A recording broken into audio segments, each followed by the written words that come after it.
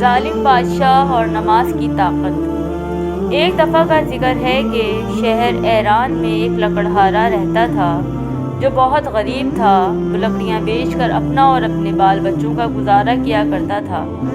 لکڑہارے کی 3 لڑکیاں تھیں جن سے وہ بے پناہ محبت کرتا۔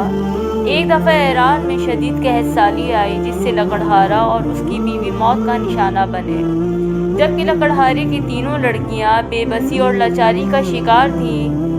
شدید بھوک کی وجہ سے تینوں بہنیں ہاتھ پھیلانے پر مجبور ہو گئیں۔ ایک دن مصر کا بادشاہ ایران کے دورے پر آیا۔ تینوں لڑکیوں کی حالت زار مصر کے بادشاہ کے کان میں پڑی۔ بادشاہ بہت ظالم تھا۔ اس نے اپنی جیب سے بھاری رقم نکال کر دونوں لڑکیوں کو دی اور تیسری لڑکی کو لے کر مصر کے لیے روانہ ہوا۔ باقی دونوں کچھ نہ کر سکیں۔ محل پہنچتے ہی بادشاہ نے لڑکی کو لے کر ایک کمرے میں قید کر لیا۔ بادشاہ لڑکی پر بہت ظلم کرتا اور اس سے ہر کام کرواتا۔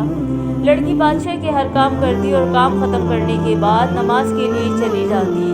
ہر نماز کے بعد خدا سے دعا کرتی کہ اس ظالم بادشاہ سے اسے نجات مل جائے۔ ایک دن لڑکی سارے کام ختم کرنے کے بعد نماز کے لیے بیٹھی اور روتے ہوئے دعا مانگنے لگی۔ بادشاہ رونے کی آواز سن کر اپنے کمرے سے باہر نکلا اور دیکھنے لگا کہ لڑکی شدید روتے ہوئے خدا سے دعا مانگ رہی ہے تو اپنے کمرے کی طرف چلا گیا۔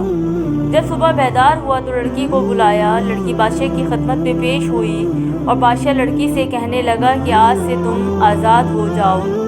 لڑکی بادشاہ کی یہ الفاظ سن کر بے حد خوش ہوئی اور بادشاہ کی چنگل سے آزاد ہو گئی۔ سبق: نماز کی طاقت سے بڑی کوئی طاقت نہیں، کیونکہ نماز پڑھنے سے اللہ تعالیٰ مدد فرماتا ہے۔